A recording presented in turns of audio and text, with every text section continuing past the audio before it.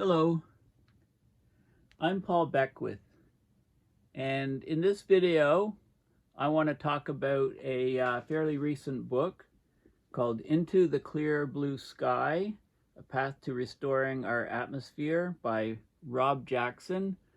Rob Jackson is the chair of the Global Climate Project, and I just finished reading this book and I want to talk to you a little bit about it. So I'll just read the blurb on the front dust flap. It says, from one of the world's leading climate scientists, a heart and mind-changing book that offers a hopeful and attainable vision for restoring the atmosphere and ending the climate crisis. And so it's all about restoration of the atmosphere, and specifically it's about removing methane, because methane has a very short lifetime relative to CO2 in the atmosphere. You know, it takes a long time to remove CO2. That's going to be a multi-generational thing to try to restore the climate if the planet ever, if humans on the planet ever get their act together and decide that they need to do that. But, if we were at, say, 1.25 degrees Celsius above pre-industrial, about 0.75 of that is from CO2, and about 0.5, two-thirds of that is from methane. If we were to cut off the sources of methane, methane would reduce in the atmosphere in the space of a decade, and it would be back to levels pre-industrial by 2 decades at the very most. So methane is a very fast response. So you could argue that the biggest bang for the buck, if you like, would be to remove methane from the atmosphere, stop it going in, or remove it at faster rates than what it's going in, to try to restore the climate. So that's the whole premise of this book, and there's lots of different ideas in it, and I'll go through some of them in this video. So I do recommend this book for reading, but because I do these videos, books are expensive these days. So because I do these videos, I'm hoping to convey some of the major things that are in the book to you. If you don't read it, and if you do, then great. Okay. So this is a Goodreads website that sells a book. Many booksellers sell it. Into the Clear Blue Sky, The Path to Restoring Our Atmosphere. Rob Jackson, chair of the Global Carbon Project, just published this year. And it talks about, basically there's lots of ideas in here to actually reduce greenhouse gases in the atmosphere. It's one of the top 60 books, it says. But I really enjoyed it. I think it's got lots of interesting ideas. And of course, we know climate change is devastating the planet. If you want confirmation of that, just look at Hurricane Helene and what it's done to the U.S. And it struck Florida about in this region here, and it moved up through the U.S. And that was Thursday night at about 11 p.m. when it had landfall here, and now we're Monday night. Friday, Saturday, Sunday, Monday. So this is like 4 days later. And we still have, these are the number of people without power. It's still just under 460. Actually, it's just over 1.5 million people without power.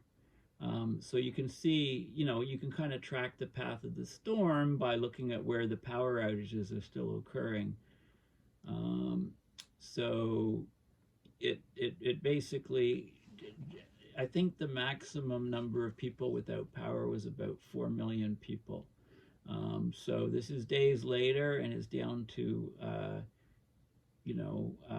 over 1.5 million people still without power. So they're still trying to recover when the final death toll comes in, it's going to be huge. And AccuWeather was projecting a economic loss of about $110 billion, and that would put it in the top 10 most costly global disasters on the planet.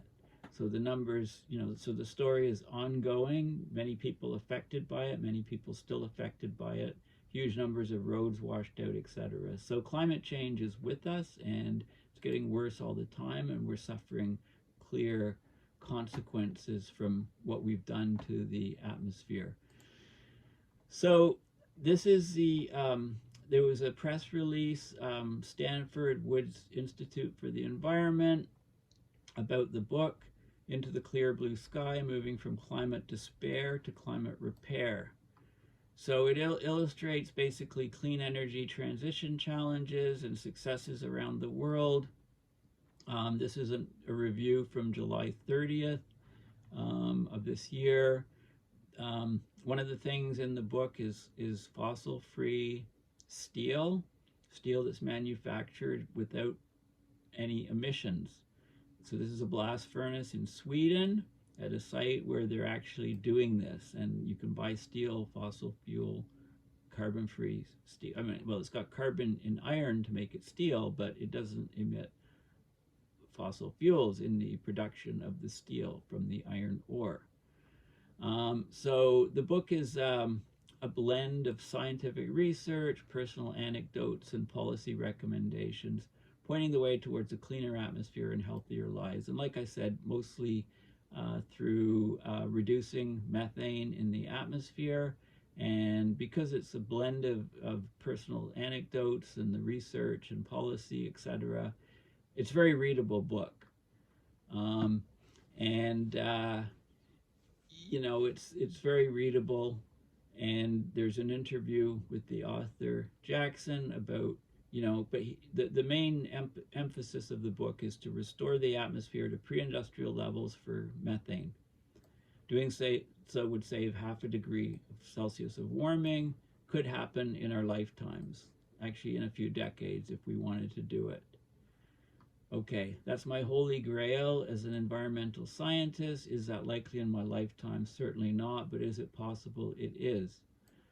Okay, so the author is very knowledgeable in this area. Like I said, he's a chair of the Global Carbon Project, and I'll show you their website and some of the things on that. He talks about where we live at a time when the top 1% of the world's population contributes more fossil carbon emissions than half the people on Earth. And globally, 1 in 5 of all deaths is attributable to burning fossil fuels. That's 10 million deaths a year when we have cleaner, safer fuels already available. You're right. I've watched years of climate inaction roll by like floats in a parade. And you describe policymakers' sloth and apathy in combating climate change. How do you maintain the will to continue your work towards restoring the climate?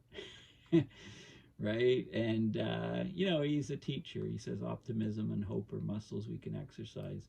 My first homework assignment in every class is for students to find things that are better today than they were 50 or 100 years ago. The list is long: life expectancy, childhood mortality, water, air quality, decline of global poverty, lead, gasoline, phasing out lead from gasoline. Lead levels in the blood of young children in the U.S. dropped 96% since it was phased out. The U.S. Clean Air Act talks about, and so on.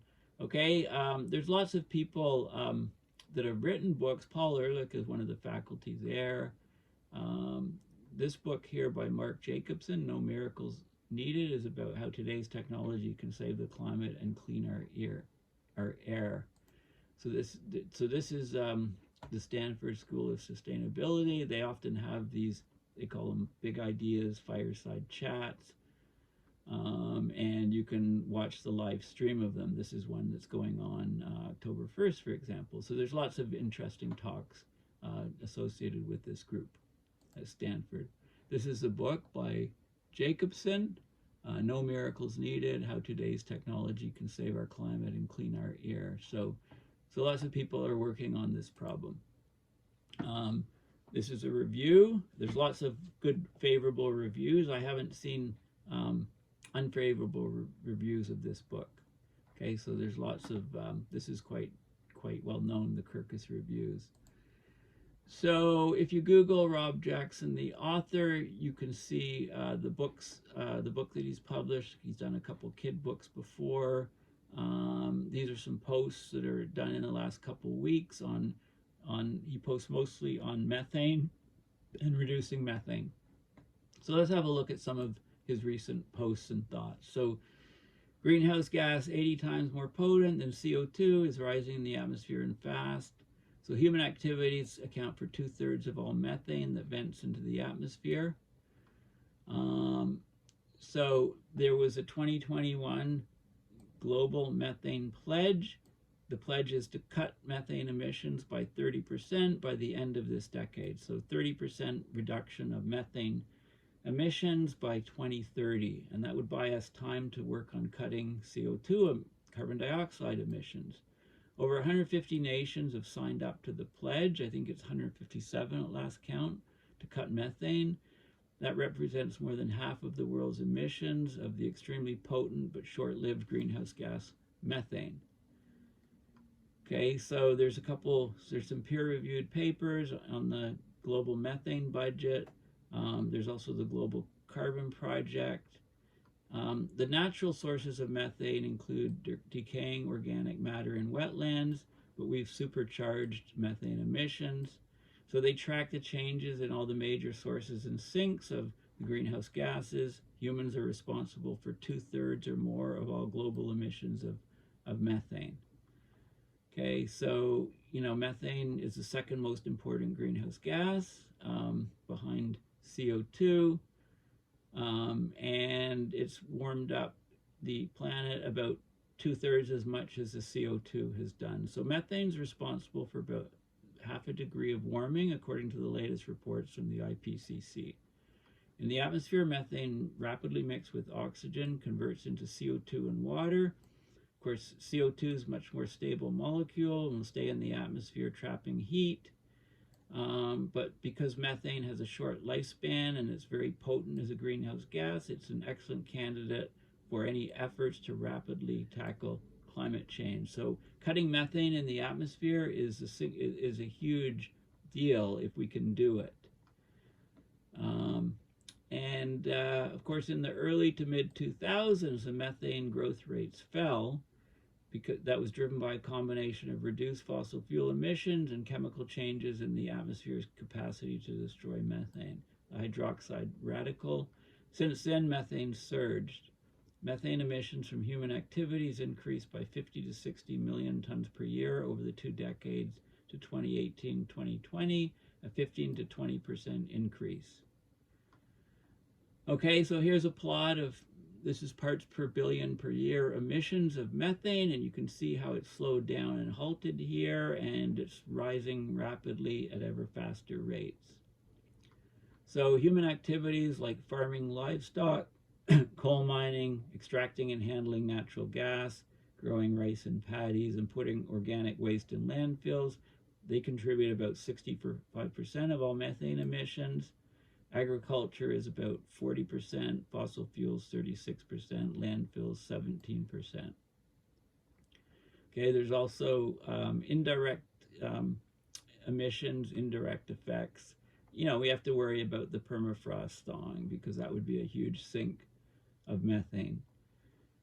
By volume, the top 5 nations in 2020 emitting methane were China 16%, India 9%, the US 7%, Brazil 6%, and Russia 5%. And okay, so agriculture is a big factor. Okay, so let's have a look at a few more articles. This is a peer-reviewed paper, Environmental Research Letters. Human activities now fuel 2/3 of global methane emissions. It's published in 2024, so it's a very recent paper. So 2/3 of global methane emissions are from anthropogenic human activities. Okay, so let's just go through. So they talk about carbon budgets. A lot of this stuff is on the is from the Global Carbon Project. Like this is the global methane budget 2020. So we got the fossil fuel production and use, agriculture and waste being big, biomass, biofuel burning, combined wetlands, other natural emissions, and then there's sinks from chemical reactions in the atmosphere and sinks in the soils. Okay, so the problem is that some of the atmospheric sinks are reducing while the emissions are increasing. So it's like a double whammy. Methane emissions difference. This is an average for the period 2018 to 2020 minus those for the period 2000 to 2002. So this is the 20-year, 2-decade change in methane emissions. And you can see, you know, big positive components from agriculture and waste, especially cattle, beef. There's 1.7 billion cattle on the planet. That's one for every 4 people, roughly, 5 people. You know, it's huge numbers. And the methane from cattle is not from the back end. That's only 1 to 2% of the emissions. The methane is from burping and from the stomach coming out the mouth. Fossil fuels still high, and wetlands. So basically there's lots of data. The emission changes spatially, and we map those from satellite very accurately. So we know where most of the methane is coming from. Now there is a paper called Global Methane Budget 2000 to 2020. It's a preprint, June 6, 2024. Lengthy. I'm not going to discuss it here, but it's chock full of work on methane, what's happening with methane. So the idea is to try to understand and quantify the global methane budget to assess realistic pathways to mitigate climate change and reduce it. It's the second most important human influenced greenhouse gas in terms of climate forcing after CO2. And it's got a shorter atmospheric lifetime, stronger radiative effect, an acceleration in atmospheric growth rate over the past decade. So all of these things are happening. So we need to, they talk about the destruction of methane by short-lived and highly variable hydroxyl radicals, the OH. They talk about Global Carbon Project work to try to measure where the methane is coming from. And if we start reducing it, taking it from the atmosphere, you know, we could monitor it carefully with the Global Carbon Project. So anyway, it's a very, very detailed paper. It might be worth me doing a separate video on it, but let's get back to the book. First of all, methane emissions are at new highs. It could put us on a dangerous climate path, and this is the graph that was that I've already showed you. You know how methane, basically leveled off the emissions parts per. Well, this is the concentration in the atmosphere in parts per billion, or the emissions, how much it's increasing, the delta or change per year. And you can see methane levels stabilized for a period of time and then started growing very rapidly again. That's very bad news. So there's a global methane pledge, which is on fast action on methane. We can't keep a 1.5. We're already at 1.5. Maybe keep a 2 degrees. Anyway, this is a good website about the global methane pledge. It's globalmethanepledge.org. So there's the pledge here. They summarize it, and I'll just show you what the pledge is here. So recognizing, so this is the global methane pledge agreed to by over 150 countries and increasingly more countries, but not everybody signed up to it. The idea is to keep warming well below 2 degrees Celsius. Forget about the pursuing efforts to limit it to 1.5. We've already hit 1.5. But they want to have significant methane reductions by 2030, a reduction of 30% by 2030. So there's other there's other factors in here. So countries that have signed commit to work together in order to collectively reduce global anthropogenic methane emissions across all sectors by at least 30% below 2020 levels by 2030. Okay, so that's the goal of this initiative. And they talk about the commit to support existing international methane emissions reduction initiatives, such as those of the Climate and Clean Air Coalition, the Global Methane Initiative, the United Nations Environmental Program. There's an International Methane Emissions Observatory. And so basically, you know, reduce methane is what the pledge is all about. So this is the Global Carbon Project website, just globalcarbonproject.org. And there's lots of information here. You can look at the carbon budgets, the N2O budget, the methane budget. There's a global carbon atlas and stuff on carbon removal from the atmosphere and so on. Okay, so lots of details. So I'll just look at a few things. So this is the global carbon atlas. And so what we're looking at is, this is in 2022, this is the world total in megatons of CO2. So it's 37.15, that would be gigatons of CO2, 2022. And you can look at the different emitters. Okay, so you can just hover over it. So US is number 2, and of course China is number 1, 11,397 megatons of CO2, with the US being about half of that at the moment. And you can see the other countries that are major emitters, and you can go here and you can look at emissions from different sectors, like, you know, coal, gas, oil, cement, etc. You can change the units. You can look at different types of greenhouse gases. There's a lot of information here on the Global Carbon Atlas. So you can just Google globalcarbonatlas.org emissions, and you know, look at fossil fuel emissions from different places around the world to see where it's coming from. This is the globalcarbonbudget.org that has various reports on the carbon budget and the papers that pertain to it, etc.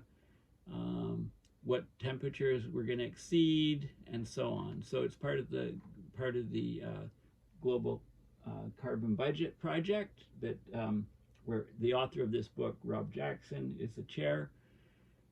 And here's one of the papers: net zero approaches must consider Earth system impacts to achieve climate goals. That's behind a paywall. Okay, some of the different technologies that are talked about in this book, which are interesting. I had heard of some of them and hadn't heard of, you know, other ones. So this is zeromotorcycles.com, California company, and they sell electric motorcycles. So there's all different models. This has a range of 171 miles on a charge. It takes 1.1 hours to charge it from empty to full, and it goes 124 miles per hour. Well, you know, double the speed limit.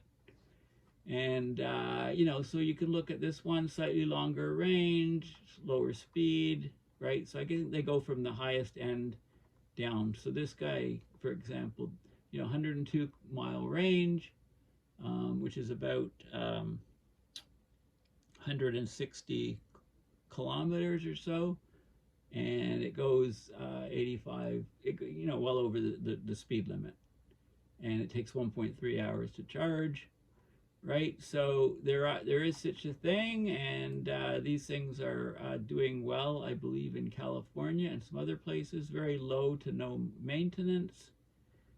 And this guy, 223 mile peak range, right? So there's different models and so on.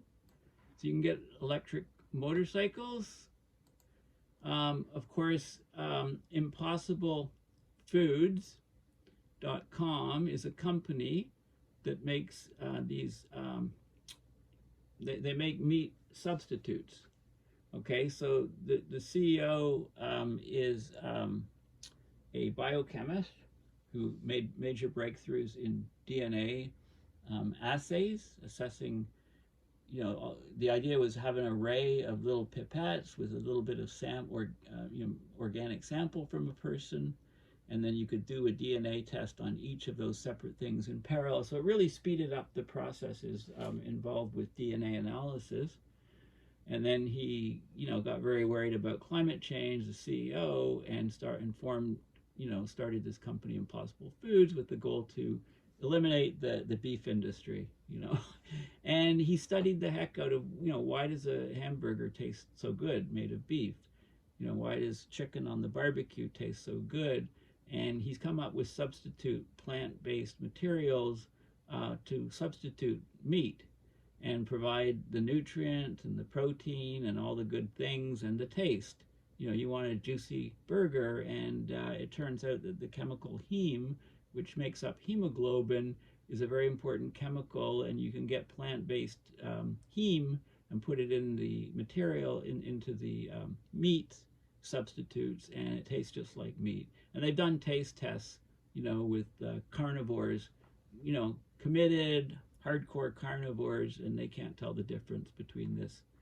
So this is, starting to take off, and the price is coming down, and so it's, but I mean, for the climate, it uses 96% less land. Eating Impossible beef instead of beef from an animal means your environmental footprint is much lower, less land and water, lower greenhouse gas emissions.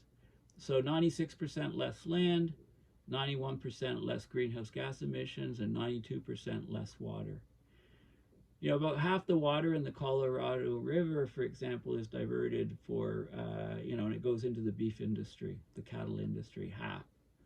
Okay, so this could take off, over time, and we could have far fewer cattle on this planet and far less methane. Steel, the steel industry produces a lot of carbon emissions. So there's this company, SSAB, in Norway, I believe. It's revolutionizing steel making. It's making different steels with virtually zero fossil fuel carbon emission. Okay, SSAB, Zero Steel, the next generation of recycled steel.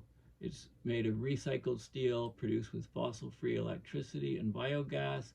You could make steels with no fossil carbon emissions. This is recycled, or you can make it from scratch.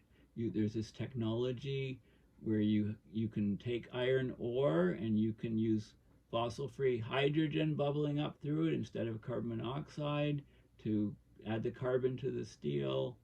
It emits water instead of CO2. And basically, so they launched this initiative in 2016. They have a pilot plant 2020. So they started producing the world's first fossil-free steel in 2021. And it's available on the market for, in high volumes in 2026. Okay, so it's going to change the game on steel production. So the process, you've got your iron ore pellets. Okay, you heat them up using electric arc furnaces and so on. Instead, you bubble up hydrogen. You take wind power, do electrolysis, produce hydrogen gas. Hydrogen bubbles up through it. You get hydrogen. You get water coming out. Instead of the standard processes of using carbon monoxide bubbling up, right? You get so the process is different, but it's producing basically steel with no emission penalty, right? Which is a significant breakthrough. Methane leaks. Well, natural gas, which heats many homes around the world, runs stoves, etc., has very, very high leak rates. Okay, so there's high leak rates around the world. on all different scales, including high leak rates from pipes in cities. So local leaks impact global climate. So natural gas heats our homes, cooks our dinner, but it's mostly methane. When it leaks into the air, it's a huge problem for the climate. So Environmental Defense Fund and Google Earth Outreach, they built a faster, cheaper way to find and assess leaks under the streets and sidewalks. So there's a car with various sensors, etc., and it goes around detecting methane in the air. Boston, older pipes, more leaks. So these are all the leaks in Boston, for example. And Indianapolis, newer pipes, very, very few leaks. Okay, look at the difference. Okay, they tested all kinds of different cities, Birmingham, Alabama, here's Boston. So the aging infrastructure is prone to corrosion and leaks. There's an average of about 1 leak for every mile that they drove through Boston. 1 leak every 10 miles in Burlington. Chicago, a leak every 3 miles. Dallas, a leak every 2 miles, and so on. Okay, so the Indianapolis, it has the lowest number of leaks per mile driven. Our readings indicate an average of about 1 leak for every 200 miles that they drove in the city in Indianapolis. There's Jacksonville, Long Island.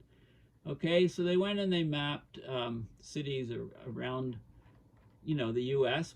specifically, and that information can go to city managers, etc., and they can plug the major leaks. Of course, if methane collects and pools under a street, then you have a risk of natural gas explosion, ignition, and concentration gets too high, ignition and from a spark, or self-ignition and explosions. The NASA Earth Observatory had an article mapping methane emissions from fossil fuel exploitation. So this is more larger scale. This is methane emissions from the oil, gas, and coal exploration industries, and you can see how it's distributed around the planet. Okay, so there's different pipeline systems here. Pipelines, you can see, there's pipelines, you can see the linear arrays where the emissions are high, and so on. Okay, so measuring it is the first step. Once you measure it and can see it, then you can try to reduce it. There's a section in the book on bioenergy with carbon capture and storage. It's called BECCS for short. Basically what you do is you grow biomass, absorb CO2, and then you have a power plant where you burn the biomass to produce energy, and you capture the CO2, right? It's CO2 at 423 ppm.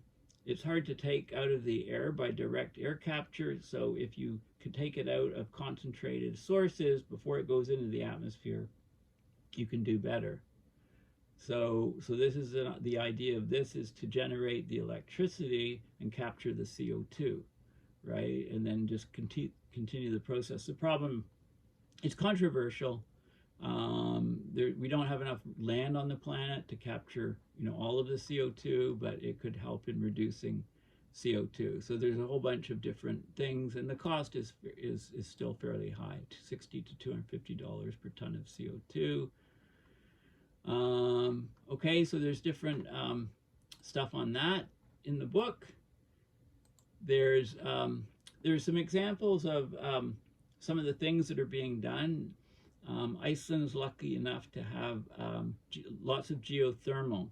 So here's a power station in Iceland. It's the 8th largest geothermal power station in the world, the largest one in Iceland.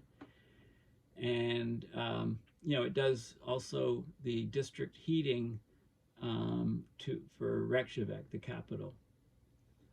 Okay, so it produces lots of energy, it produces hot air, which does heating, and there's sustainable energy exhibits. It promotes geothermal.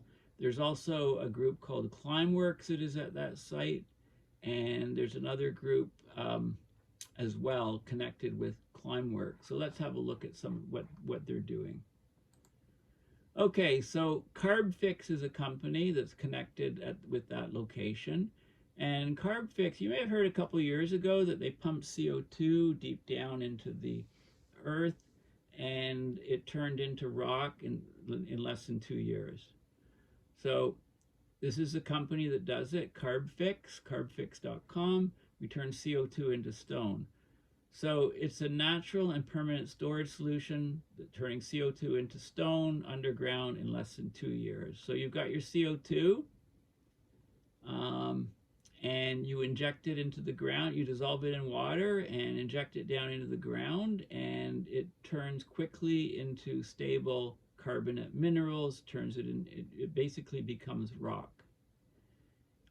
So you need a stream of CO2, high concentration here, and you need your stream of water, H2O, and you combine them and you turn the CO2 into rock. 30 metric tons of it was injected today, and they've done 108,009 metric tons of CO2 since the project started in 2014, turning it into rock. So if this could be scaled up, right, then it's very low cost. It's a natural method. You don't worry about leakage of CO2 later. You're turning it into rock.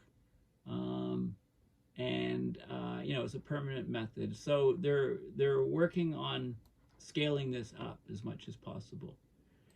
Where does the CO2 come from? They get it from Climeworks, which is connected also with this geothermal site. Okay, so it's carbon dioxide removal using direct air capture, DAC. So they've got different technologies and techniques to remove the carbon, these big huge fans, so basically they and I think there's some detail, I put some detail of the process. So here's how the direct air capture works, technology to capture CO2. So DAC, direct air capture, it captures CO2 directly from the air. They're using only renewable energy to do it. So they draw in air is drawn in through a fan located inside the collector. Once the air is sucked in, it passes through a filter located inside the collector, and that filter traps the CO2 gas. When the filter is completely full of CO2, the collector closes. They raise the temperature to 100 Celsius, same temperature it takes to boil water, and that releases the CO2, which they then capture and collect. And then they store it underground using CarbFix. Okay, so they used to get the CO2 just from other processes, but now they actually pull it out of the air. So there's a lot of synergistic technologies here to remove, so the direct air capture removes CO2 from the atmosphere, and then the other company, that's Climeworks, and then CarbFix turns it into rock at the same site. So this is all going on at that geothermal station. So the big thing is can it be scaled up to large levels? Okay, so it's an interesting project. Some other projects that are mentioned in the book are the Snow Change Cooperative, which is in Finland. It's an organization unlike any other in Finland or in the circumpolar north. So what they're doing is they're working on restoration of peatlands, restorations of northern forests. That's what they're trying to do, because of course wetlands are a huge source of carbon dioxide, and as the north is warming much faster than lower latitudes, we have a big problem if the peat starts to dry out and produce, or as things thaw in the far north, you get less ice and more wetlands, then methane can spike up.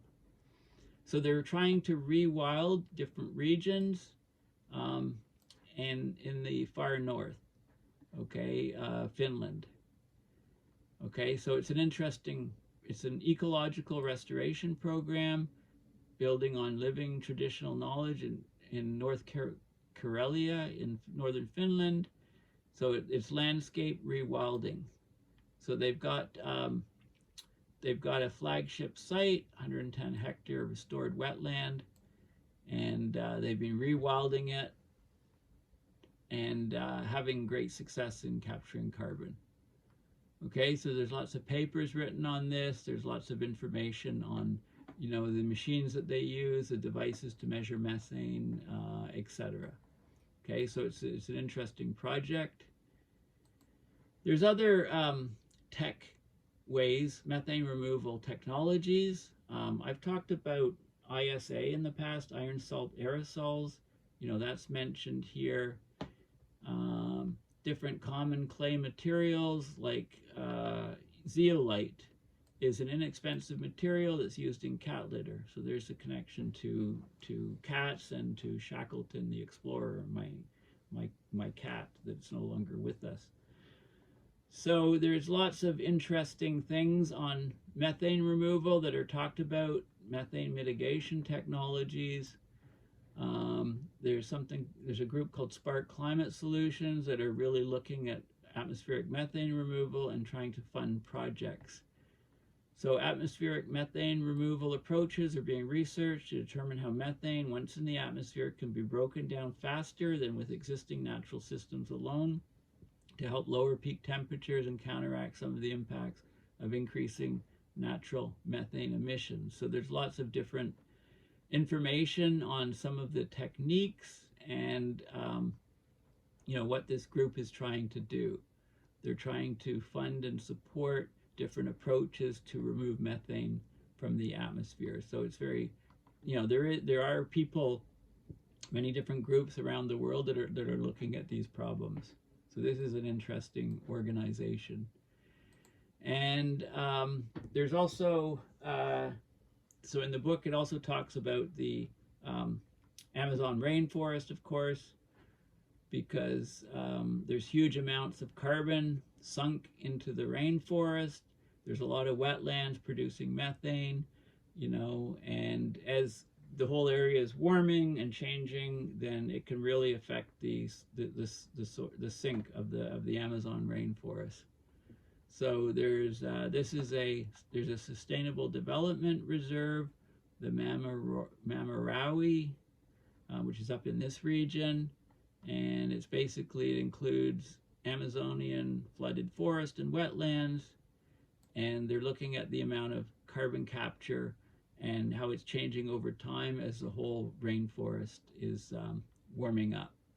Okay, how the wildlife is being affected, etc. So this is sort of in the closing part of the book. So basically, this is I recommend this book for reading. It's fairly recent, and it focuses on methane and removing methane from the atmosphere as being one of the things that we could do in, you know, a decade or two. You know, if we really cut back on the sources of methane, or found out a way to increase the sinks, or found out a way to remove methane from the atmosphere quicker than it goes in, then we could, you know, there's lots of things we can do. But if we were able to reduce methane in the atmosphere, it's probably one of the quickest ways to have an effect on lowering temperatures, on combating climate change. So it's well worth a read. Thank you for listening. Please consider going to my website, paulbeckwith.net, and donating to my PayPal to support my research and videos.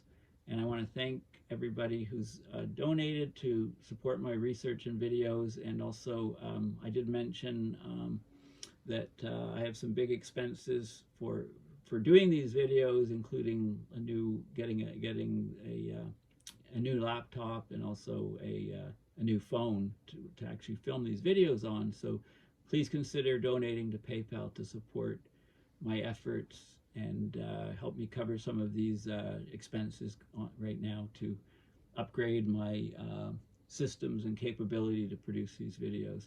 So thanks for listening, and bye for now.